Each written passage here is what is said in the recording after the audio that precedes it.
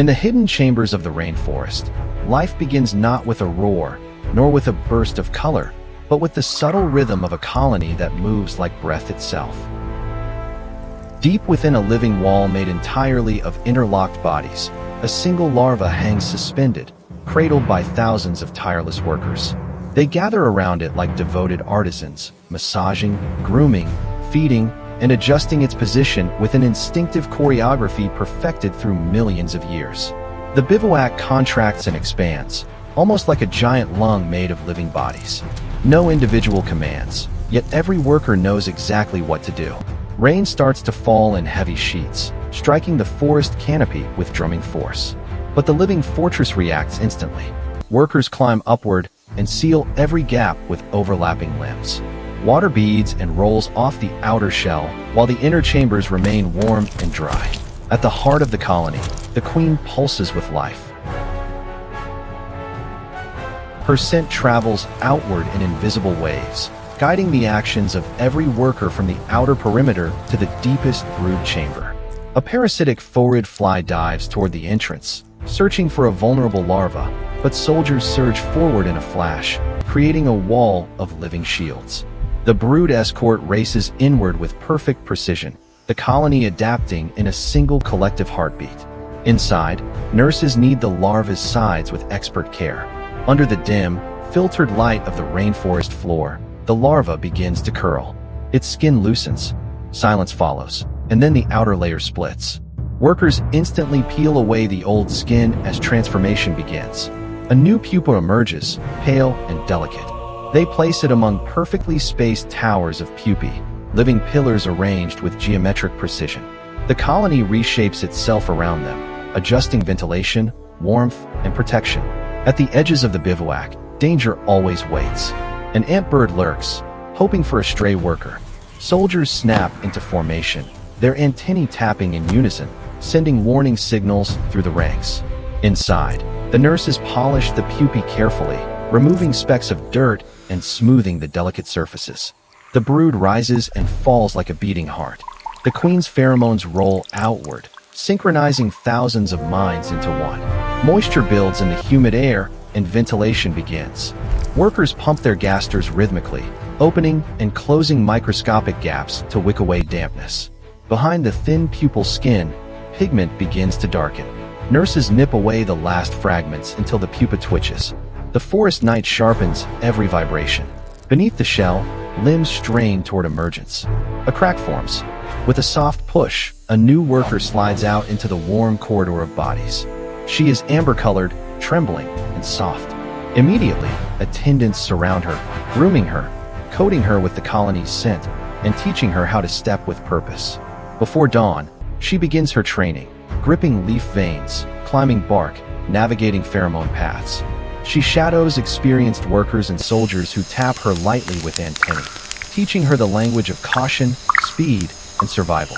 Her moment comes when she is chosen to join the raiding column. She steps into the flowing river of bodies, a chain stretching across the forest floor.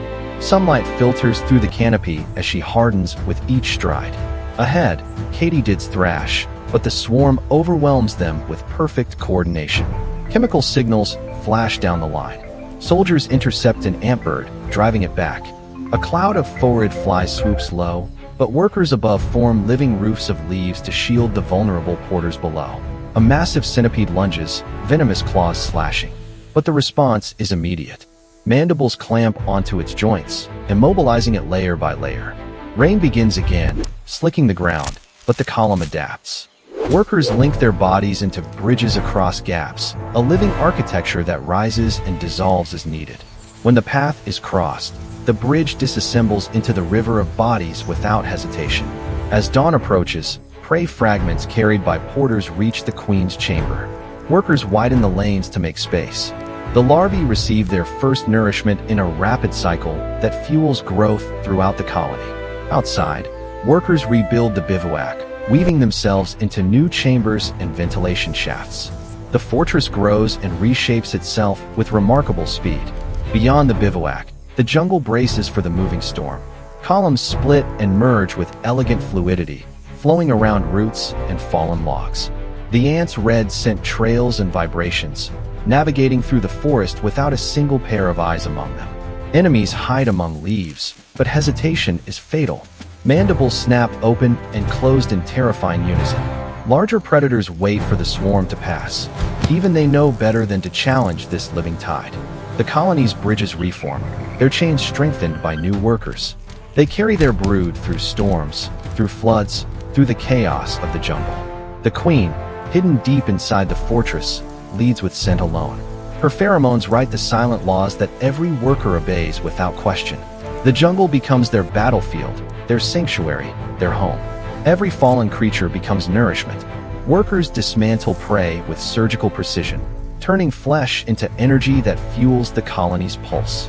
When danger arrives, whether predator or sudden environmental change, the swarm tightens instantly. Bodies become armor. Soldiers become shields. Unity becomes the colony's might. As the sun rises high above the canopy, shadows stretch across the forest floor. The movement of the raiding column becomes a pattern, like shifting threads woven through the jungle. The ants navigate not by sight, but through vibration and scent and touch. They form an intelligence far larger than the sum of individuals. Their rhythm persists from dawn until dusk. When lightning cracks across the sky, they cling together and endure the storm. Night returns, and the bivouac reforms beneath roots and stones. Thousands of bodies weave into walls, floors, and arches. The larvae pulse softly like tiny living hearts. The queen receives ceaseless care. Faint bioluminescence from nearby fungi glows across the chambers. Predators probe the walls, but retreat quickly. At dawn, the structure loosens again, and the living river spills outward into the mist. Their bridges rebuild. Their chains reform. What collapses at night becomes stronger by morning. They raid not only for hunger, but to uphold the endless lineage of their species. Each raid sustains a new generation. Each generation inherits the faint chemical trails left behind by the last. In the fog-draped dawn, the column moves like a river with no beginning and no end. Each raindrop becomes a message. Each tremor becomes a cue. The queen's breath sets the cadence as they carve pathways through soil, bark, and moss. They have no maps and need none. Their world is encoded entirely in scent. When danger strikes, unity becomes their shield. Every life threads into the next. Even predators watch in silence, mesmerized by their perfect coordination. Beneath dripping roots, a miniature civilization unfolds. When old workers fall, young kalos rise seamlessly to replace them. One collective breath moves through thousands. The forest feeds them, and in turn, they shape the forest, balancing populations, clearing decay, resetting the ecosystem. Chaos becomes order. Hunger becomes geometry. Their bridges support not only bodies, but continuity. Dawn ignites another rush of movement. Soldiers move as if guided by memory, though memory here is made of pheromone and instinct. The earth shifts under their synchronized march. Antbirds follow behind, searching for scraps. Parasites hover, waiting for a mistake. But the swarm endures. Their scent writes history across the rainforest floor. Inside the living fortress, every larva is a promise. Every bivouac is a heartbeat. Every raid is a renewal. Storms hammer the canopy. The ants tighten, survive, and march again. Silence falls over the forest. Then, as if drawn by an ancient rhythm, the colony rises and moves again. For an army ant, life is perpetual motion, an eternal march fueled by purpose. The forest breathes with them. The trails they carve mark perseverance. Unity is their greatest weapon. In the soft light of morning, the sound of countless legs becomes the anthem of the jungle. The queen rests at the core, while columns of workers move like veins across the forest floor. The cycle continues without pause. The rainforest remembers their presence, and the earth beneath keeps record of every footfall. They are more than insects. They are motion sculpted into life. Builders and destroyers, balancers of the ecosystem, architects of survival, reshaping the rainforest one synchronized raid at a time. Yet even as the new day unfolds, the rainforest reveals fresh challenges. The ground still glistens with the night's rain, and mist hangs like a silver curtain between the towering trunks. The colony re-emerges from the remnants of its bivouac, but this time with renewed force, stronger, more numerous, and guided by the subtle chemical memory of yesterday's march. Their movement is not merely repetition. It is evolution unfolding in real time. The newly emerged workers take their places along the outer edges of the column, their bodies still soft, but their instincts sharpened by the collective will. Older workers guide them, brushing antennae in short, precise taps that transmit warnings, directions, and encouragement. To an observer, the process might seem silent, but within the colony's language of touch and scent, the forest is alive with conversation. As the column grows, the ants encounter a fallen branch, thick with moss and decay. Instead of navigating around it, they scale the obstacle with ease. Workers cling to the bark and form a temporary ladder of living bodies, allowing others to climb over in perfect order. Above them, the canopy filters the early light into beams of soft gold, illuminating the tiny droplets clinging to their exoskeletons like jewels. Such beauty is effortless for the rainforest, yet every gleam hides its own risks. A sudden tremor ripples through the soil. Something large approaches. The ants freeze for a breath, then adjust their formation. A rainforest toad, drawn by the scent of movement, emerges from behind a root. Its tongue flicks with deadly accuracy, snapping up a worker at the edge of the column. But before it can strike again, the ants retaliate. Dozens swarm its legs, biting with relentless precision, overwhelming the predator through sheer coordination. The toad retreats, leaving the column intact, though not unhumbled. Loss is inevitable, even in the most perfect systems. As the march continues, the forest thickens. Vines twist like ancient serpents, and leaves broader than human hands overlap to form walls of layered green. Here, the ground is damp and rich with the remnants of generations of fallen foliage. Each movement of the ants helps aerate the soil, loosen debris, and carry nutrients deeper into the ecosystem. Unseen but essential, they tend the forest with every step. Deeper inside the colony's column, porters carry fragments of prey, wings, legs, soft tissues, high above their bodies. Their task is perilous. A single slip could expose them to lurking predators. But they do not falter. The colony's survival depends on their perseverance, and in turn, their perseverance depends on the quiet guidance of the queen's scent echoing through the hive. Far ahead, scouts race along the forest floor, their movements rapid and deliberate. They are the eyes of the colony, though they possess no true vision. Instead, they rely on minute vibrations, subtle temperature changes, and the faintest chemical clues. One scout detects something, an unusually rich source of prey. She lays a pheromone trail and rushes back. The colony responds instantly. The raiding column splits into two streams, each following a diverging path. The forest feels their presence like a rising tide. Creatures small and large retreat into the shadows. Even those who prey on ants understand the difference between a wandering worker and the full force of the colony on the march. Instinct warns them. This is not a moment for chance. The scouts lead the first column toward a rotting log teeming with termites. Beneath the bark lies a bustling metropolis, orderly, sophisticated, and defended by soldiers with powerful jaws. Yet against the relentless tide of the army ants, even these formidable defenders stand little chance. The ants infiltrate every crack, every tunnel, every chamber of the termite city. The clash is brief but intense. In moments, the termites' intricate world becomes fuel for another day of the ants' survival. Meanwhile, the second column encounters a more formidable challenge, a nest of giant forest spiders. These arachnids are swift, cunning, and lethal, their fangs dripping with venom. The first confrontation is fierce. Several workers fall, but the ants do not retreat. They encircle the spiders, attacking from multiple angles, sacrificing a few to secure the whole. The spiders eventually succumb, overwhelmed by the sheer number of enemies. Their once elegant webs now ripple with the vibrations of defeat. When the porters arrive, they carry not just food, but victory itself. Every fragment they return strengthens the colony. Every loss they endure serves as part of the ecosystem's balance. These ants take nothing without giving something in return, even if what they give is not visible to the untrained eye. Their raids clear decay, regulate populations, and redistribute nutrients, shaping the forest silently and relentlessly. By midday, the sun hangs high above the canopy, its rays bending through the layers of leaves. The forest warms, and with it, the ants' pace quickens. Heat energizes their bodies, tightening their formation. The scent trails intensify, The colony moves with renewed purpose toward a distant goal known only to their collective instinct. The forest floor soon slopes downward into a valley where humidity thickens. In the dense air, sounds travel strangely, elongated whispers of rustling leaves and distant calls. Here, the ants must navigate carefully. The soil is soft, almost muddy, and predators are more numerous. A skink darts across their path, its scales gleaming in the filtered light. It pauses for a moment, considering the mass of ants with calculated caution. After a few heartbeats, it chooses retreat. Even the bold know better than to tempt the swarm. Still, danger persists. From above, a vine snake watches the ant's movement with unblinking eyes.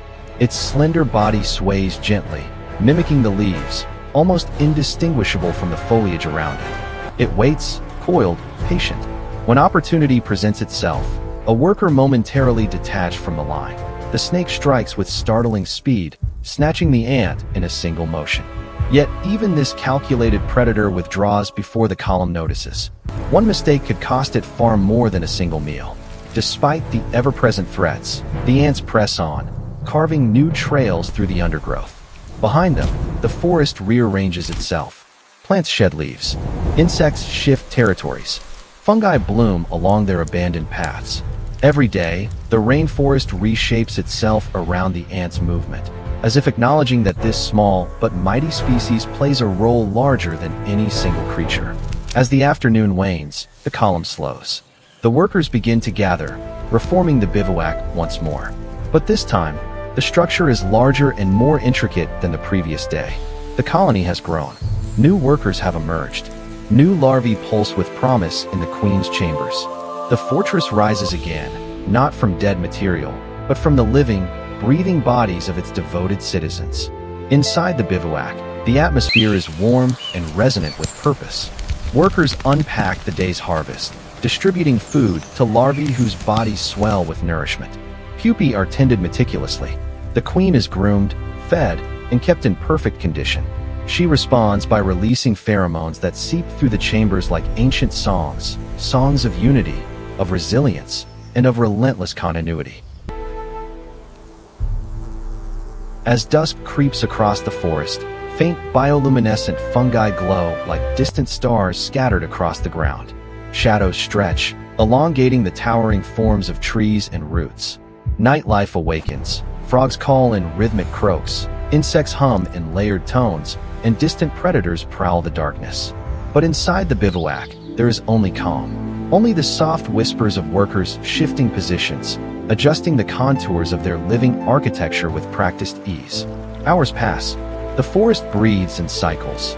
Fresh rain, gentle winds, distant thunder.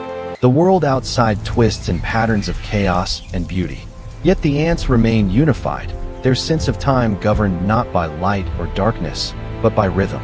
The rhythm of feeding, caring, defending, rebuilding. The rhythm of survival. And then, as the earliest light of dawn drapes the forest in a silvery veil, the bivouac loosens once more. Bodies separate, walls collapse into motion. Corridors dissolve into marching lanes. What was a fortress becomes a river again, flowing outward with purpose renewed. The ants advance into a new day not as individuals, but as a single organism, an entity made of countless parts, each essential, each tireless. Their journey has no endpoint. Their mission has no finish line. They march because life demands it. They raid because the rainforest requires it.